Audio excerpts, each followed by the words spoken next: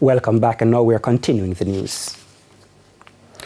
Former Chief Executive Officer of the Grace Kennedy Group, Don Wehby, is being widely recognized for his contributions across multiple sectors. This following his passing on Saturday evening at the age of 63. He had been battling illness for some time. Shamila Pullen has this report. Throughout his distinguished career, Don Wehby held key roles in both private enterprise and government. As CEO of the Grace Kennedy Group, one of Jamaica's most prominent conglomerates, he steered the company through a period of significant growth and modernization. But Mr. Wehby's contributions extended beyond the corporate world. From 2007 to 2009, he served as minister without portfolio in the Ministry of Finance under Prime Minister Bruce Golding's administration. Mr. Wehby officially stepped down from Grace Kennedy and resigned from the Senate later that year. He will also step down from the group's board of directors.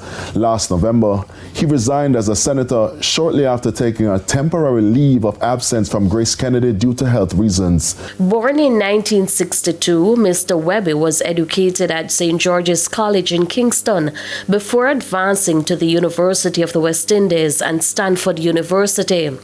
His passing has drawn heartfelt responses from both sides of the political aisle. The passing of Don Wehby represents a major loss to the Jamaica Labour Party and the Jamaican family on a whole.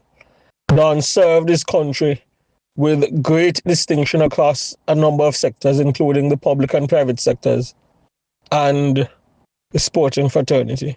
Our thoughts go out to his family, in particular his wife Hillary, his son Nicholas, and his daughters Stephanie and Abigail.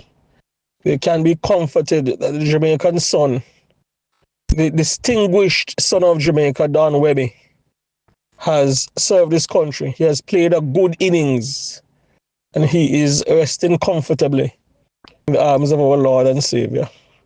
We're shocked in the Jamaica Labour Party concerning the loss of Don. We endeavour to honour his tremendous legacy. Prime Minister Andrew Holness acknowledged Mr. Wehby's death as a national loss, recognizing the role he played in shaping communities, mentoring future leaders, and building lasting institutions.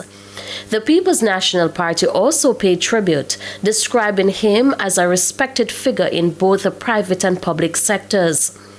Opposition leader Mark Golding noted Mr. Wehby's instrumental role in economic transformation and praised his commitment to good governance and nation building.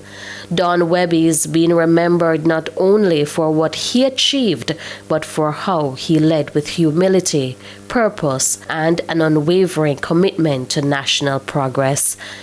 When we see our Jamaican products in line in supermarket shelves overseas like Walmart, when we hear our reggae music playing on the airwaves, we are all reminded of how much we love Jamaica and what a great country we are.